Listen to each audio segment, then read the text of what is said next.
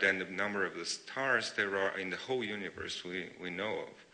And this information will continue to grow. So there is no escape from the time, no escape from the efforts or from the costs associated with with finding the right information. So governance is not about, the governance of information is about actually finding the right information, investing your money wisely into the right information, into finding the right data for your business purposes, and transforming it into something which you know is business results.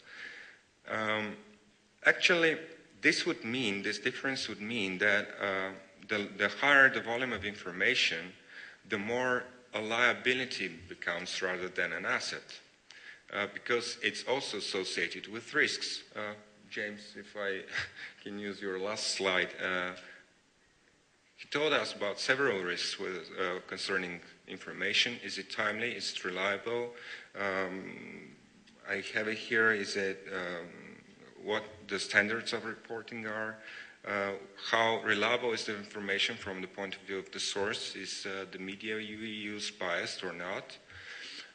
So information itself bears risks, and the higher it goes, the higher the cost associated with its processing. And suddenly it turns that the larger the information there is, the higher the cost associated with it, so the higher the liabilities associated to a company.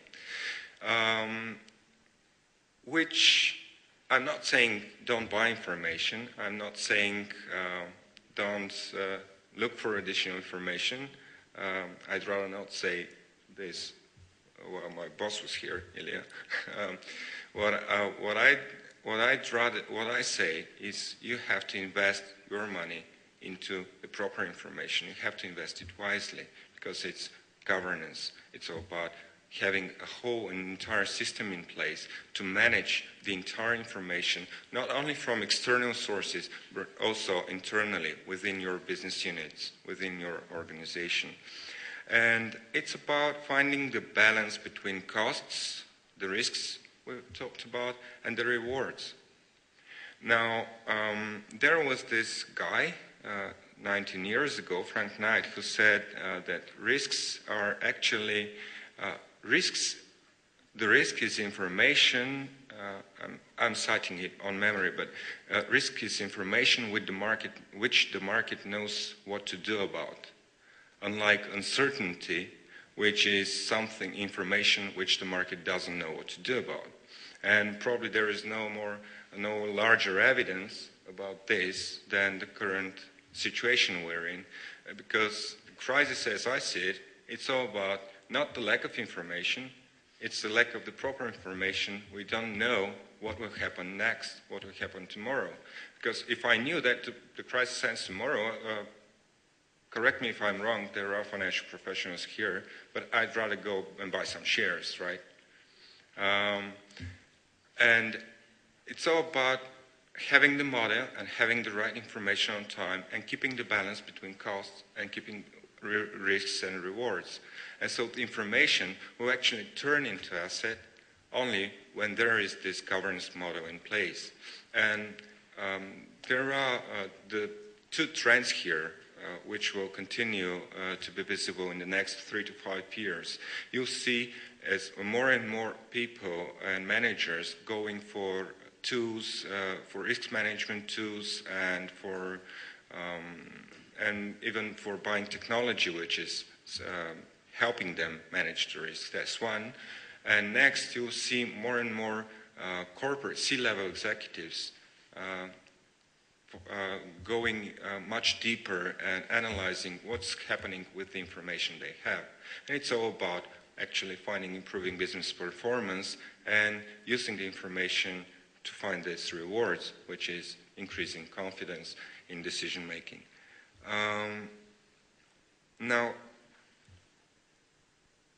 basically, if I have to summarize, I don't want to take too much of your time, the coffee is near, but what I'd like you to remember, and probably I'd be happy to discuss it also, is that information requires governance. You have to buy information, you have to increase, especially in a global crisis.